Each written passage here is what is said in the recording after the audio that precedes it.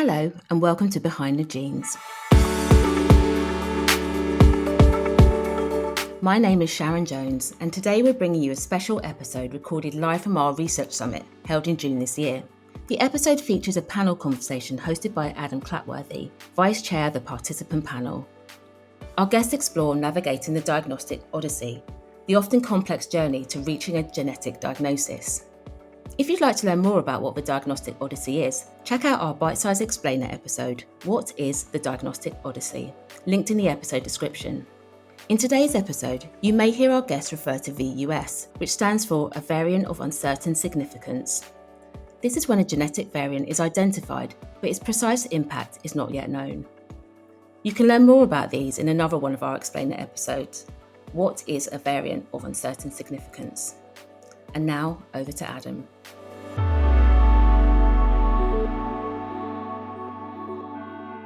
Welcome everyone, thanks for joining this session. I'm always really humbled by the lived experiences and the journeys behind the stories that we talk about at these conferences, so I'm really delighted to be hosting this panel session. It's taking us behind the science, it's really focusing on the people behind the data and the lived experiences of all the individuals and the families who are really navigating this system, trying to find answers and really aiming to get a diagnosis. That has to be the end goal. We know it's not the silver bullet, but it has to be the goal so that everyone can get that diagnosis and get that clarity and what this means for their medical care moving forward. So today we're really going to aim to demystify what this diagnostic odyssey is, challenging the way researchers and clinicians often discuss long diagnostic journeys.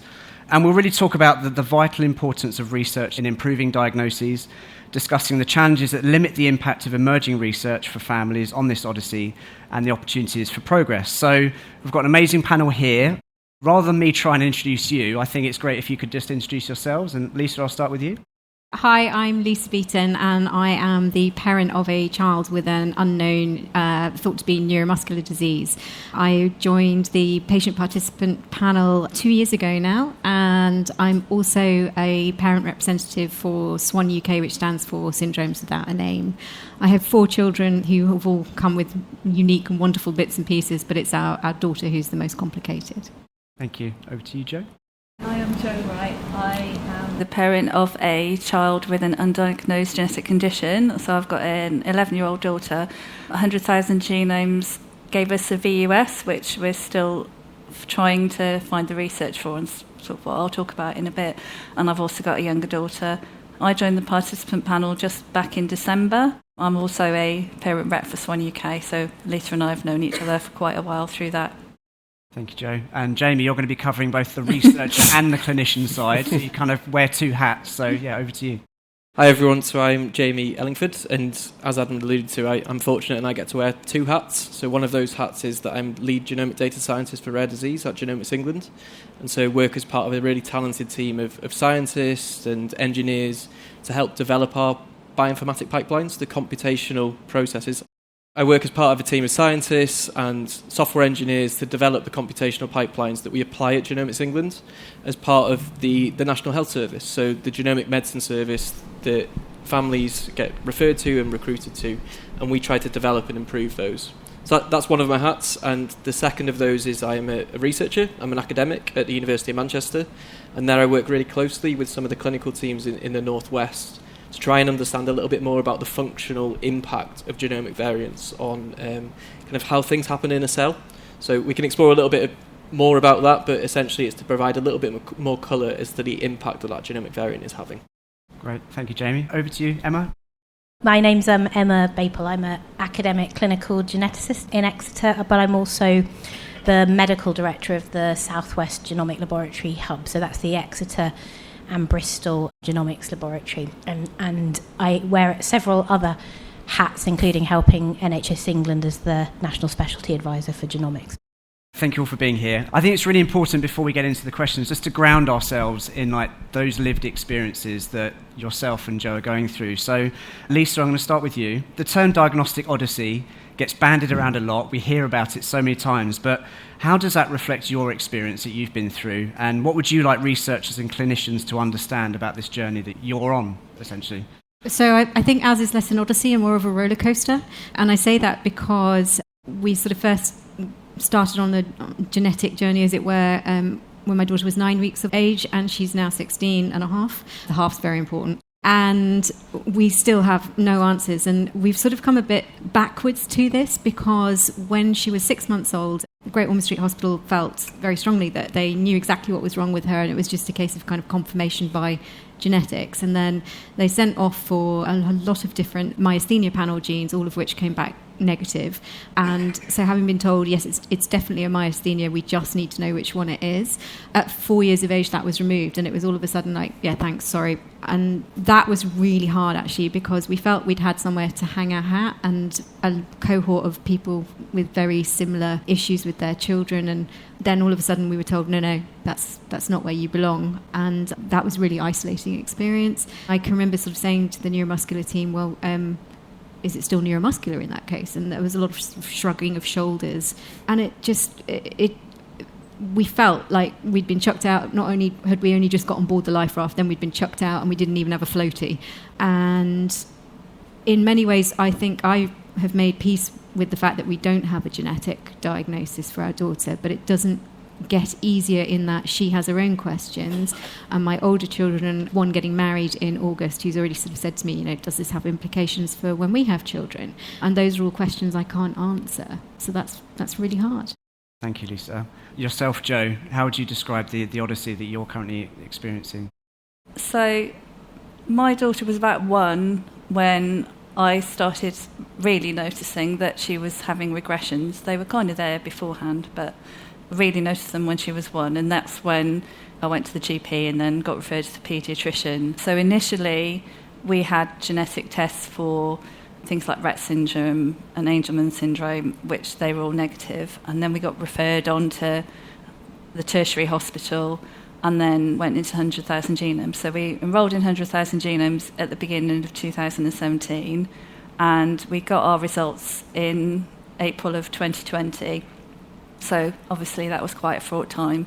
Getting our results was probably not as you would want to do it, because it was kind of over the phone and then a random letter. So that what I was told in that letter was that a variant of uncertain significance had been identified, and they wanted to do further research to see if it might be more significant. So we were to be enrolled into another research project called Splicing and Disease, which wasn't active at the time because everything had been put on hold for COVID, but eventually we went into that. So I didn't know what the gene was at that point, when I eventually got the form for going to get bloods done. So that went off, and then that came back. The geneticist said that gives us some indication that it is significant.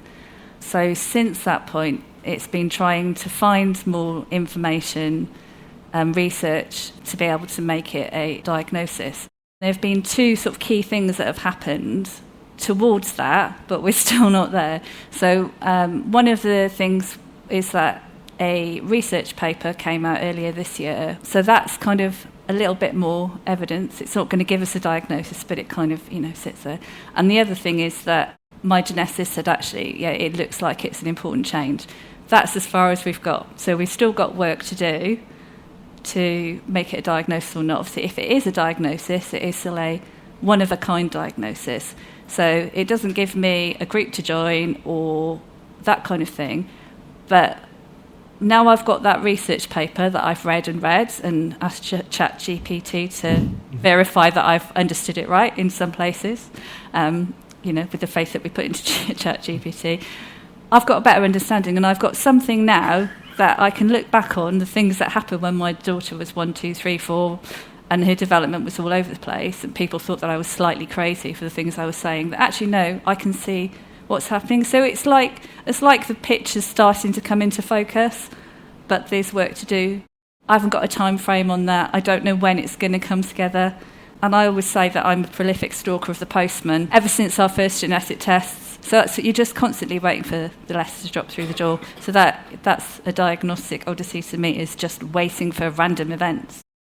I think what you've both kind of really clearly elaborated on is how you're the ones that are having to navigate this journey. You're the ones that are trying to piece this puzzle together, and the amount of time you're investing, all whilst navigating, looking after your child and trying to cope with the daily lived experience as well. And something you've both touched on that I'd love to draw out more is about how exactly was the information shared with you about the lack of diagnosis or the VUS or what's going on? Because in our case, you get this bit of paper through the post that has all these numbers and it's written in clinical speak, and we had no conversation with the geneticist or the doctors. You've received this bit of paper and you're reading it, scared for what the future will hold for your child. But I'd love to know, like, how were you communicated whilst all this is going on? How did you actually find out the next steps or any kind of future guidance? So I think in our case, we kept sort of going on to neuromuscular appointments. And I think for probably the first 5 years of my daughter's life, I kind of had this very naive thought that every time we turned up to an appointment would be the one. And then I think it would have been really helpful, actually, in those initial stages, if they had said to us, actually, we don't know when this is going to happen. If it's even going to happen, you need to kind of prepare yourself for that. And it sounds very obvious to say, but you don't know what you don't know. And in some ways, we were getting genetic test results back for some really quite horrible things. And they would tell us, oh, it's good news. This mitochondrial disorder hasn't come up. And so part of you is like, yay. But then another part of you is thinking, well, if it's not that, what is it? And we very much kind of danced around and still don't really have an answer to whether it's life-limiting. We know it's potentially life-threatening, and we have certain protocols. But even that is tricky. We live in North Yorkshire and our local hospital are amazing. Every time we go in, if it's anything gastro-related, they say to me, what's the protocol from Great Ormond Street? And I say, we don't have one. And that always causes some fun. And we try to stay out of hospitals as much as we absolutely can and do what we can at home. But equally, there's a point where, we have to be guided by where we're going with the path. And lots of phone calls backwards and forwards, and then is it going to be a transfer down to Great Ormond Street to manage it? And actually, the way I found out that nothing had been found from 100,000 genome was in a passing conversation when we had been transferred down to Great Ormond Street, and we'd been in an inpatient for about 6 weeks. And the geneticist said to me, so, well, obviously, with you not having a diagnosis from the 100,000 genome. And I said, sorry, what was that? You've had the information back? And she said, oh, well, yes, did nobody write to you? And I said, no, clearly by my shock and surprise. And she was a bit taken aback by that. But it happened yet again in 2 years later when she said, well, everything's been reanalyzed. And I said, no. And so that's very much, it still feels an awful lot like I'm doing the heavy lifting because we're under lots of different teams. And even when they're working out the same hospital, they don't talk to each other. And I do understand that they're specialists within their own right, but nobody is really looking at my daughter holistically. And there are things that kind of interrelate across. And one of the talks I attended this morning, they were talking about the importance of quality of life. And I think that is something that has to be so much more focused on because it's hard enough living without a diagnosis, but when you're living with a bunch of symptoms that, I think the best way I can describe it is at the moment we've got the spokes of the umbrella, but we don't have the wrapper. And we don't know where we're going with it. We can't answer her questions. We can't even necessarily know that we're using the most effective treatments and therapies for her. And she's frustrated by that now being 16 in her own right, as well as we are. And I'm panicking about the navigation towards adult services as well, because at the minute, at least we have a clinical lead in our amazing local paediatrician, but of course once we hit a move into that we won't even have him, and that's a really scary place to be, I think. Jo, is there anything you wanted to add on that in terms of how you've been communicated to whilst all this is going on? Yeah, so I think part of what makes it difficult is if you're across different hospitals because they're not necessarily going to see the same information. So obviously it was a bit of a different time when I got our results, but I got our results on a virtual appointment with a neurologist in one hospital, in the tertiary hospital, and because he could see the screen, because it was the same hospital as genetics, and he said, oh, you've got this, and then the letter came through later. When I had my next appointment with the neurologist in our primary hospital, or secondary care, whatever it's called, in that hospital, he hadn't seen that, so I'm telling him the results, which isn't ideal, but happens quite a lot. What I think is quite significant to me is the reaction to that VUS.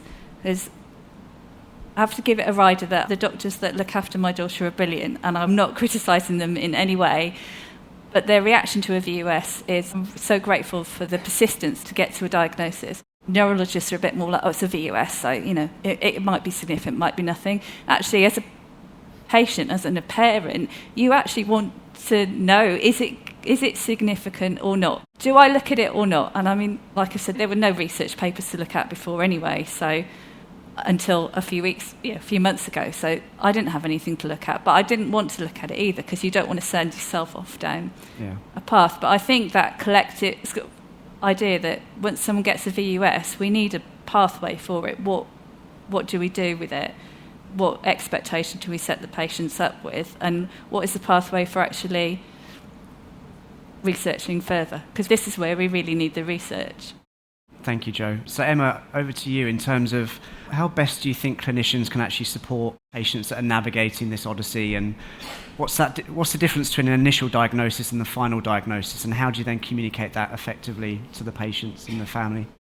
So I think a key thing for me, and it's come up just now again, is that you need to remember as a doctor that the things you say at critical times in patients' or parents' journey, they will remember. They'll remember it word for word, even though you won't.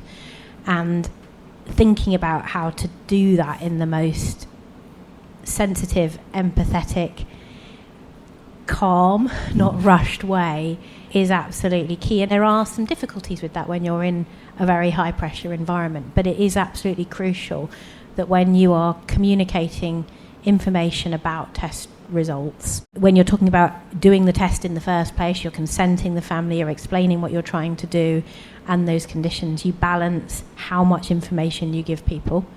So you were talking earlier about, say, you haven't got this diagnosis, you haven't got that diagnosis. I often think we're often testing for numerous different conditions at the same time. I couldn't even list them all to the parents of the children or the patient that I'm testing. It's key to try and provide enough information without overwhelming people with so much information, and information on specific conditions you are just thinking about as a potential, sometimes very low down your list actually, but you can test for them. Because people go home and they use the internet and they look things up and they get very, very worried about things. So for me, it's trying to provide bite-sized amounts of information, give it the time it deserves, and support people through that journey. Tell them honestly what you think the chance of finding a diagnosis is. If you think it's unlikely or you think sharing that information with families helpful. Around uncertainty, I find that a particular challenge. So I think we've moved from a time when we used to, in this country, declare every variant we identified was of uncertain significance. Now, if we remember that we've all got 5 million variants in our genome, we've all got hundreds and hundreds, thousands and thousands, in fact, of variants of uncertain significance in our genetic code. And actually, unless you think a variant of uncertain significance genuinely does have a probability of being the cause of a child's or a patient's condition, sharing that information can be quite harmful to people. We did a really interesting survey once when we were writing the guidelines for reporting variants of uncertain significance a few years ago. We asked the laboratories about their view of variants of uncertain significance. We asked the clinicians, and the scientists said, we report variants of uncertain significance because the clinicians want them. And the clinicians said, if the labs put the variant of uncertain significance on the report, it must be important. And of course, if you're a parent, if the doctor's told you there's a variant of uncertain significance, of course you think it's important. So we should only be sharing that information, in my opinion, if it genuinely does have a high likelihood of being important. And there are things that we can do. And taking people through that journey with you, with the degree of likelihood, the additional tests you need to do, and explaining to them whether or not you think you will ever clarify that is really, really key, because it's very often that they become the diagnosis for the family. Did I cover everything you think is important, both of you? I think the one thing I would say is that when you are patient or parent-facing, the first time that you deliver that news to the parent, you may have delivered that piece of news multiple times, and none of us sit there expecting you to kind of be overcome with emotion or anything like that. But in the same way that perhaps you would have had some nerves when, particularly if it was a diagnosis of something that was unpleasant, of, to hold on to that kind of humanity and humility, because for those patients and parents hearing that news, that is the only time they're ever hearing that, and the impact of that. And also they're going on after their day, you don't know what else they're doing, what they're juggling. We're not asking you all to be responsible for kind of parceling us up and whatnot, but the way information is imparted to us is literally that thing that we are all hanging our hats on. And when we're in this kind of uncertainty, from my personal experience, I'm uncomfortable. I like to be able to plan. I'm a planner, I'm a researcher. I like to sort of look it up into the nth degree and that. And sitting in a place without any of that is quite a difficult place to be. And it's not necessarily good news for those parents when a test comes back negative, because if it's not that, then what is it? And that also leaves you feeling floundering and very isolated at times. Yeah, and you touched upon the danger of giving too much information or pushing families down a particular route, and then you have to pull them out of it. Yeah. When it's not that. You talked about the experience you had. You Yes. felt like you found your home, and then it's like, well, no, sorry, actually, we don't think it's that. And you've invested all of your time and your emotion into being part of that group, and then you're kind of taken away again. So it's to the point where you have to be really sure before you then communicate to the families. And obviously, in the meantime, the families are like, we just need to know something. We need to know. And it's that real fine line, isn't it? But Jamie, over to you. Just thinking about the evolving nature of genomic diagnosis, what role does research play in refining or confirming a diagnosis over time? So it's really, really difficult, actually, to be able to kind of pinpoint one or two things that we could do as a community of researchers to help that journey. But perhaps I could reflect on a couple of things that I've seen happen over time, which we think will improve things. And one of that's going back to the discussion that we've just had about how we classify genetic variants. And so behind that kind of variant of uncertain significance, there is a huge amount of effort and emotion from the scientist side as well, because I think many of the scientists, if not all, realise what impact that's going to have on the families. And what we've tried to do as a community is to make sure that we are reproducible, and if you were to have your data analysed in the northwest of England versus the southwest, that actually it would come out with the same answer.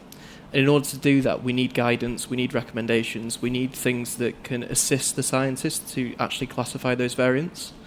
And so what we have at the moment is a 5-point scale, which ranges from benign to likely benign, variant of uncertain significance, a likely pathogenic variant, and a pathogenic variant.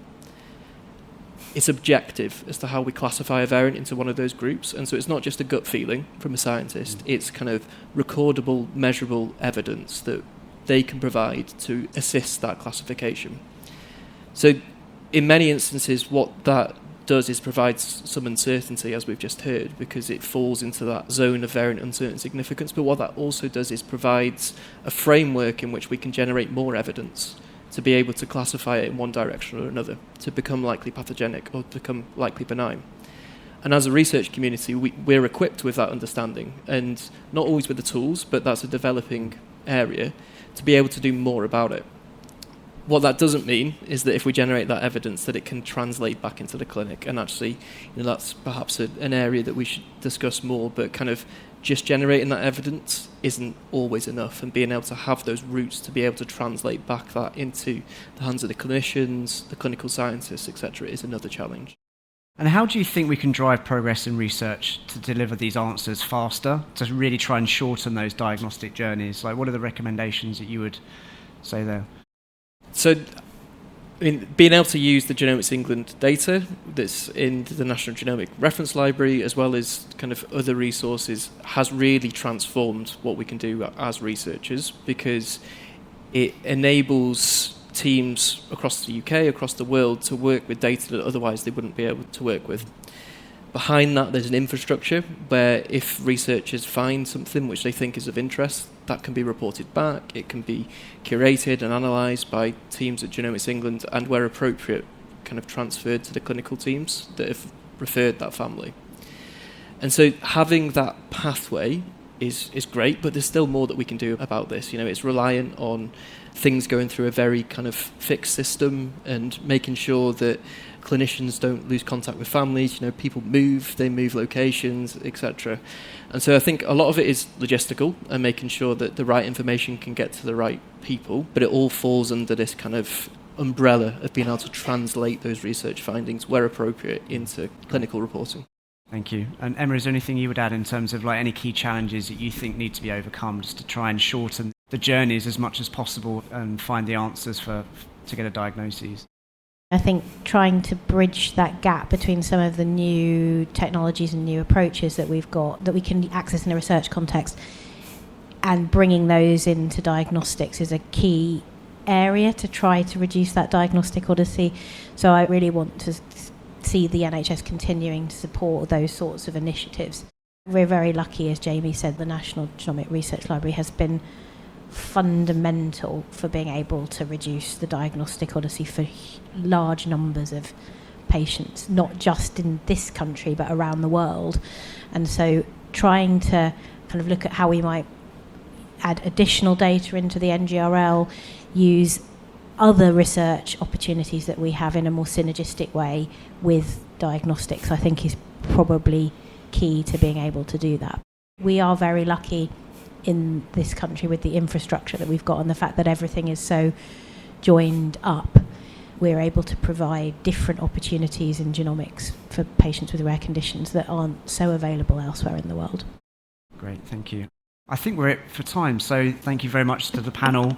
And I'd just say that if you do have any further questions for ourselves as participants, then we're only too happy to pick those up. Thank you for lasting with us till the end of the day and hope to see you soon.